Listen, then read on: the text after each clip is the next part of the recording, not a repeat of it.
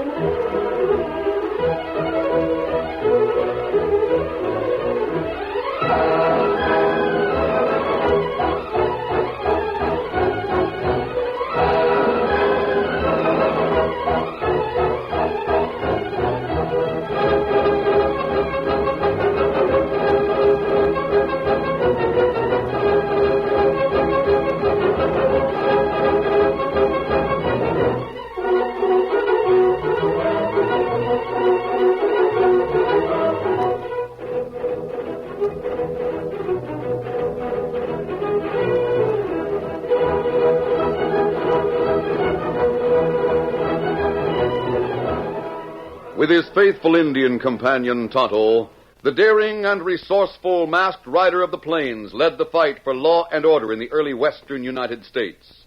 Nowhere in the pages of history can one find a greater champion of justice. Return with us now to those thrilling days of yesteryear. From out of the past come the thundering hoofbeats of a great horse, Silver. The Lone Ranger rides again.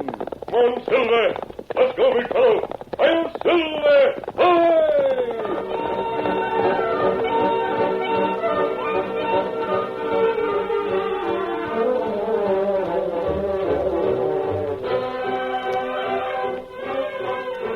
Dan Reed, the nephew of the Lone Ranger, had ridden a few miles from camp and reined up on the side of a hill overlooking a vast expanse of cultivated valley. Green stalks of tasseled corn, taller than any man, nearly covered the floor of the valley. But the 14-year-old boy found his attention riveted on the Indians, whose hogans occupied a clearing. Dan watched while the red men chanted and danced. Then he leaped to the back of his horse, Victor. Come on, Victor! Dan urged his horse to topmost speed along the hillside until he came to the camp of his friends, the Lone Ranger and Tonto, near a small waterfall. Ho, Victor, ho. Steady, boy. Dan, what's the matter? You ride too hard. We stopped here for a few days to rest the horses, Dan. We took Victor out for a little light exercise, but that doesn't call for but you. I had to ride hard. Golly, wait until you hear. There's an Indian village north of here. That village of Chief White Eagle. Well, the Indians are on the warpath. What? The warpath? Yes. It looks to me as if they're ready to sweep right down this valley. They'll overrun that farmhouse down below. I'm sure you're mistaken, Dan. White Eagle and his people aren't warlike. But they're going through a ceremony, a ritual of some kind. If you listen real close, you might be able to hear them. Did you hear that? That not war dance, Dan. Well, what is it? That green corn dance. Indian give tribute to Mother Corn. Mother Corn? Look at that valley, Dan. Aside from Caleb Barton's wheat field, the whole valley is up in corn. Oh, yes. The Indians consider corn as a gift to their gods. Oh, golly.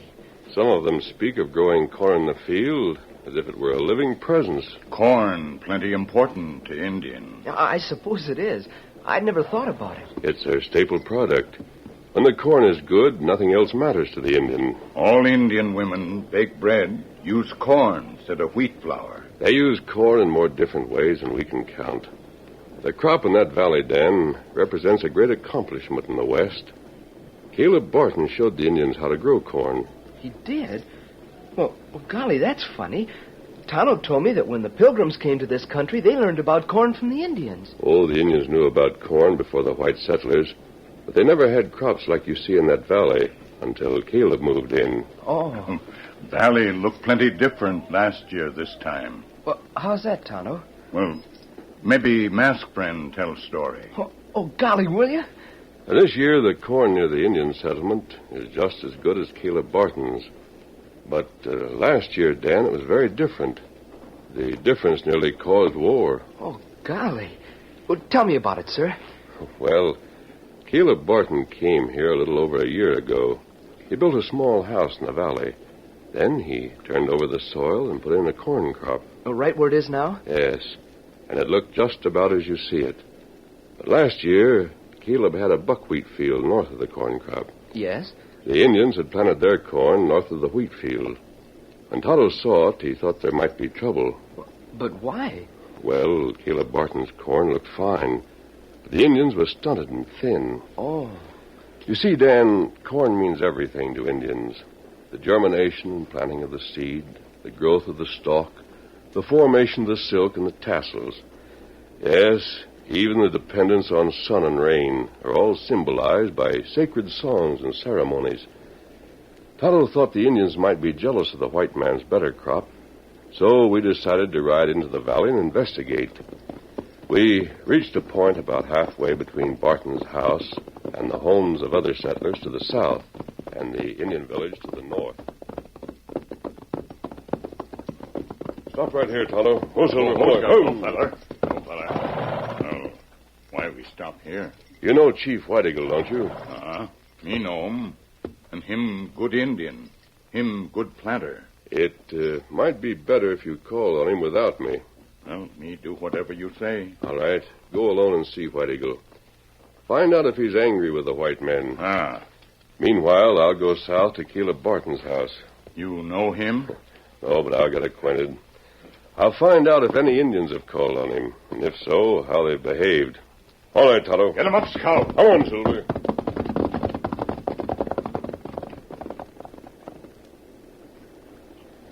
You know how it is, Dan. People think I'm an outlaw when they see my mask. Barton was no exception. Took quite a while to win his confidence. I'll bet it did. He finally realized that I meant no harm, and he was quite friendly. While we were talking, his wife came up to the porch. She stopped at the screen door and stared at me. Caleb assured her that I was a friend. The masked man came here to find out about Indians, Mary. And I'd like to find out about one in particular. Look out there, Caleb, toward the corn. There's a strange-looking redskin nosing around there. I'll have a look. I'll go with you, Caleb. Been going from one corn stalk to another, breaking off a few tassels here and there. Look, he's still there. Yeah, sure enough. Seems like a mighty old Indian. He is. What? You know him? It's the medicine man from White Eagle's tribe. The medicine man, eh? His name is Egoa. What's he doing here? Well, it's hard to tell. Is that your wheat crop off to the north? Yep. But the Redskins don't seem to be interested in wheat. Nearly ready for harvest, aren't you? That's right. It's a mighty fine stand of buckwheat, too. Why is it the Redskins are interested in our corn and not in the wheat? Corn is very special. To the Indians, it's life and death. It's a wonder to me, then, they don't learn more about raising it. If they wasn't so lazy, they could have just as good a stand as I got. Trouble is, they don't prepare the soil. They just go along with a pointed stick, poke a hole, and drop in a couple of seeds. Can't get a good crop that way. You've got to prepare the soil. Plow her up, kick it around, get the weeds out, and keep it well turned to get a good stand of corn. I hope you're not going to have trouble. You think it will have? I don't know, Caleb. Well, what can we do to avoid it? I'm going to see what can be done to avoid it. In the meantime, Caleb, you better call on the other white men in the valley and have them ready to meet whatever may come. When I left Caleb, I returned to our camp here on the hillside. Meanwhile, Tonto was in White Eagle's village. You were there when Egoa returned from Caleb Barton's field, weren't you, Tonto? That's right. Indian village make ceremonial to gods. Ask them for better sun, better rain to make corn grow tall. White Eagle complain about Egoa. Maybe Egoa magic no longer good. White Eagle. Maybe white man magic better. White man use different tools to grow corn. Egoa come here now. Gee, White Eagle. Oh, Egoa. Oh, You come from Tall Cornfield? That's right. Me go there. Me learn many things. White man crop, bad medicine. Indian corn, good medicine. Why white man corn bad medicine? White man break up ground. White man interfere with work of sun and rain. This make gods angry. Igoa, you not speak truth. God and tassel of corn speak to a God. Message of corn say God's angry at white man. You, great chief, you see. Perhaps golden tassel of corn tell you white man way of planting is better than way of Indian. No. Mother corn tell Igoa how to plant.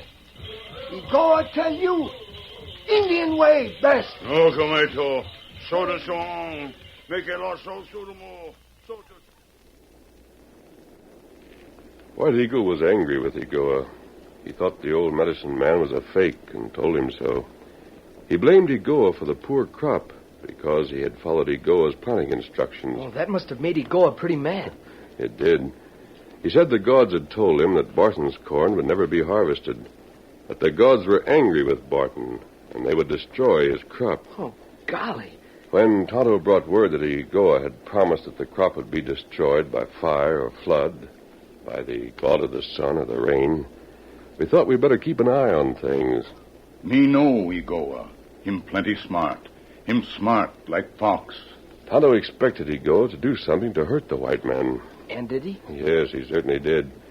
It came in the middle of the night. Tonto and I were both asleep in our camp. It was Silver who wakened us. He whinnied and pawed the ground. Tonto and I were wide awake in an instant. What's the matter, Silver? Steady, boy. Oh, what manner, Silver? I don't know, Tonto. He doesn't act this way if he tries to warn us of someone's approach. He would be... Tonto, I smell smoke. That's right. Something's burning. We better look around. It down there in valley. Barton's wheat. And that's what burning. But how it catch fire? I don't know. Saddle up right away. Here, Scout. Here, fella. Here. That wheat is brown and dry. It'll burn fast. Maybe medicine man start fire. That'll be hard to prove. Steady there, Silver. And what we do? We've got to help Barton fight that fire. He'll need all the help he can get. Are you ready to ride? We're ready now. Steady, big fella. Come on, then. One, two, Get up, Scout.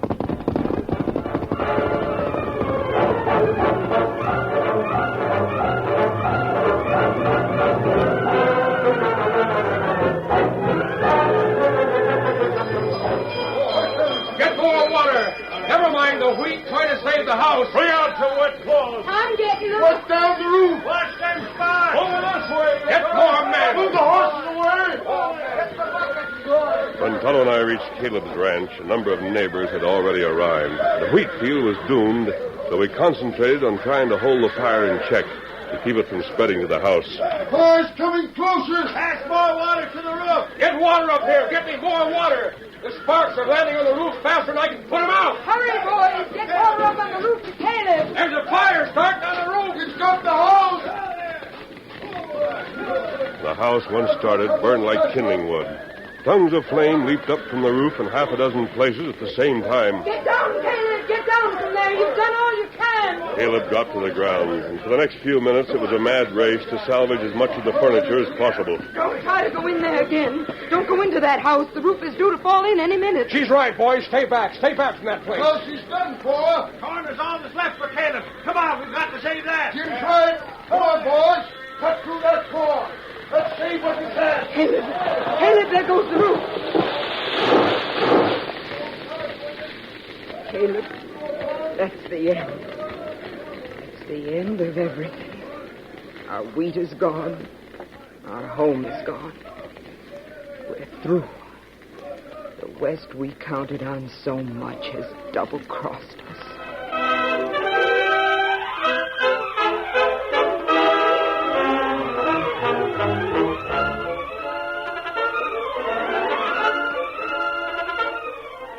The curtain falls on the first act of our Lone Ranger story. Before the next exciting scenes, please permit us to pause for just a few moments.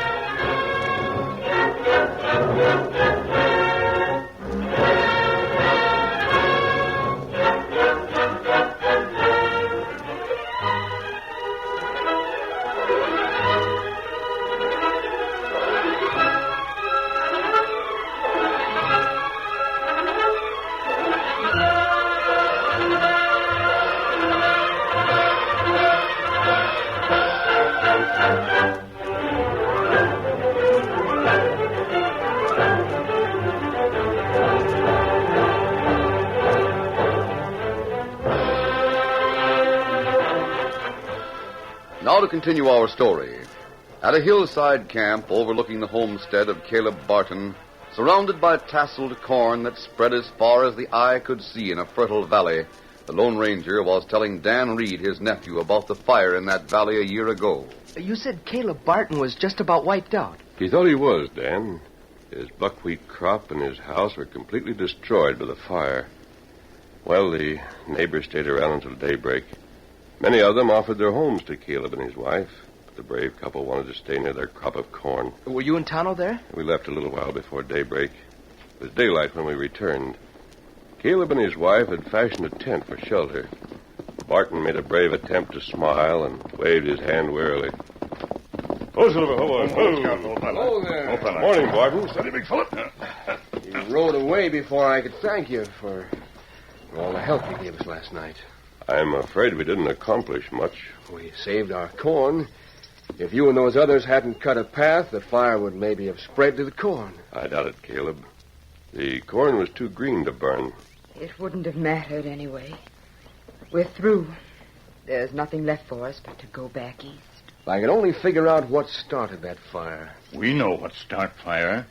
It's bad Indian. An Indian? That right?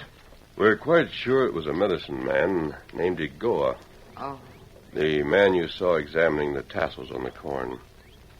See, Chief White Eagle is unhappy because your corn is better than the Indians. And that's why they set fire to my crop. White Eagle and his men had nothing to do with the fire. Igoa started it to save his reputation.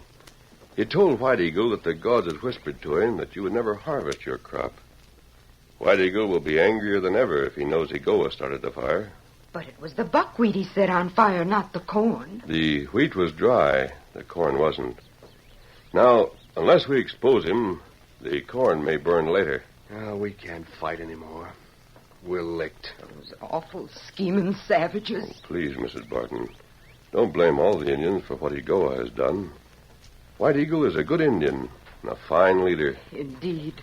If he knew that Igoa had set fire to your crop, he'd do everything he could to make amends. He wants peace with the white people. He asks for nothing but peace. Good hunting and a good stand of corn. I hope to show White Eagle the truth. But how can you do that? I want you to bring your nearest neighbors, some of the men who helped fight the fire last night. Why, I can do that. But I don't see how it'll help. You will see. We're going to let the tassels of the corn point out the man who started the fire. This afternoon? Yes, Caleb. Well, I'll get Jim and Hank and some of the others here. Get them as early this afternoon as possible. But what'll I do when they get here? What are you going to do? You and I are going to put on an act for the benefit of the superstitious Indians. Now, here's what we're going to do.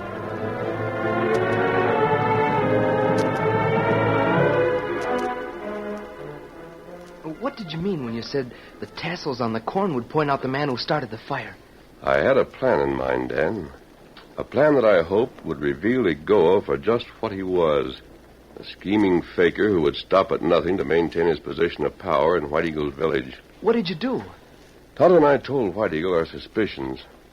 First, he wouldn't believe us. Then Tonto told him that he and all his people were suspected by the white men. He looked troubled. He knew that suspicions of this sort could easily lead to war. He finally agreed to go to the scene of the fire and take Igoa and a dozen hunters. When we got back to Caleb's place, we found that Caleb had done his part, too. There were a number of men from the nearby farm seated around a campfire. Mary Barton looked angry.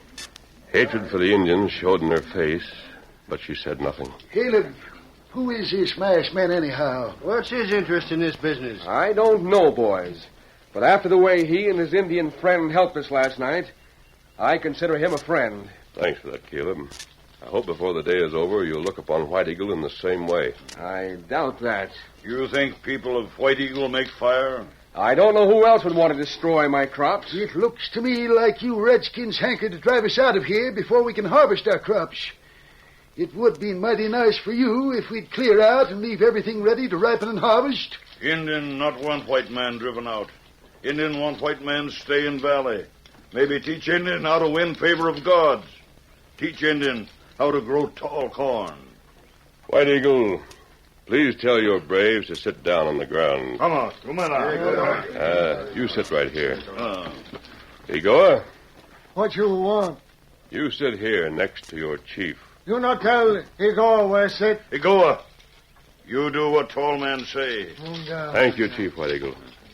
Igoa, you've been a medicine man for a good many years. That right. You've told Chief White Eagle that the earth, the mother corn, the winds and rains had messages for you. Is that right? That's right. You said the white man's crop of corn was bad, that the white man made the gods angry, and that the gods would punish the white man. That's what Igoa say. Did the tassels of the corn tell you these things? Can't you answer me? Answer, Igoa. Tassels of corn speak truth. You're right, Igoa. The tassels of the corn do speak the truth, and they're going to speak the truth again. Otto, go to the corn and bring back many tassels. Me go. What do you aim to do, mister? Now, Mary, you let the masked man handle things. It's your turn to speak, Caleb. All right. I'm to talk up just like you said. Is that it? Yes, Caleb. Well, gents, I'll tell you why I wanted you to come here to this meeting. We aim to find out who set fire to my wheat, and who's to blame for the burning of my house. You don't think it could have been an accident, do you, Caleb? No, sir, it was no accident. That fire was set on purpose. You just heard the Indian medicine man say that he got messages from the tassels of the corn, didn't you? That's right. Well, I reckon that should be proof enough that there's a plenty of magic in corn. It's a kind of magic that the masked man can handle. He's going to make use of it right now to find out who started the fire. Now, look here, Caleb. If you suspect any of us... Dad read it, Caleb. We singed our whiskers helping you fight the fire. That's right. You had no call to bring us here for a showdown like this. Now, take it easy, gents. I haven't made accusations against anyone. I'm just asking you to go along with me and the masked man and see what turns up. No one would set fire to your buckwheat without having a good reason. Now, what reason could anyone have for it? Don't you think it could have been an accident? Maybe a spark from the chimney or something? It might be. Then again, it might not be. Here comes Tonto with the corn tassels. We can make the test now. Let me have them, Tonto. We get plenty tassels. More than we need, but it's all right. I am going to put all these tassels into a hat and pass it around. Here, you can borrow my hat. Well, thanks, Caleb. There we are. You take the first tassel, Caleb. Reach into the hat. Just one. That's all. I got it. Mrs. Barton, will you please take a tassel? Why, sakes alive, you don't think I set fire to the wheat? No, I'm sure you didn't. Neither did Caleb. But we must all take part in this test. All right. I've got a tassel. White Eagle, will you pass this hat among your people? No, me take them. Come on. White Eagle passed the hat to each of the Indians, and each in turn took one tassel. Several of them showed signs of apprehension. Igoa was visibly nervous. His hand trembled as he reached into Caleb's hat, drew out his closed fist, then held it in his lap. Then the hat was passed to the settlers, and everyone took a golden tassel of corn. I reckon this is a kind of magic that's sort of new to you, isn't it, Igoa? It's not good medicine. I think you'll find that you're mistaken, Igoa. Has everyone a tassel of corn? Yes. Mother Corn knows who is evil. Mother Corn will point out the one who started fire. Each one of you has taken a tassel from the hat. These tassels are of different lengths. Some are long, and some are short. There was one that was longer than all the others. He who holds the longest golden tassel, the longest golden hair from the head of Mother Corn, is the one who started fire. The gods will make it so. White Eagle, will you examine the golden tassels your people hold in their hands? Me look. Come on. Now, look, Mary. Each of the redskins is holding up the tassels. They all look a little worried, if you ask me. All but Igoa. Look at the grin on his ugly face. Chief White Eagle, when I spoke a moment ago, I should have said more. The evil one who started fire would try to hide his guilt by making sure the tassel he held would not be longer than the others. He would show his guilt by breaking off part of the tassel.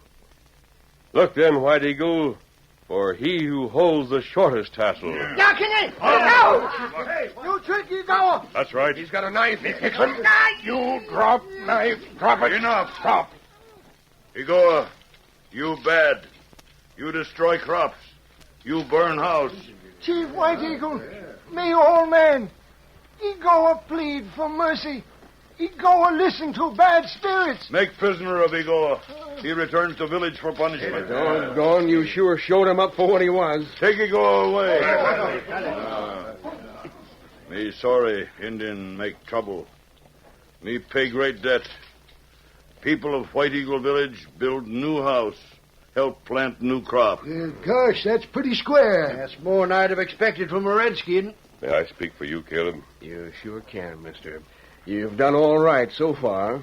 White Eagle, if you'll help these people build a new house, they'll show you the white man's way of planting corn, so the gods will be pleased.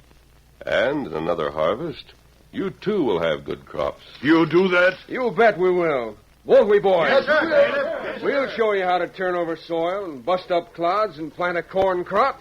Why, Dad Ratted, with the soil you got here in this valley, we can make the Kansas Territory grow the tallest corn in this here country. Can't we, boys? That's right. There it is, Dan. That's the corn crop down in that valley. Steady there, Silver. Golly, it sure looks as if the Indians and white people have been at peace since last year. Well, where you go now, Kemosabe? Steady, big fella. Easy. Mount up, Tonto. You too, Dan. Steady, We'll visit White Eagle and watch his harvest dance. Come on, Silver! Come on, Victor.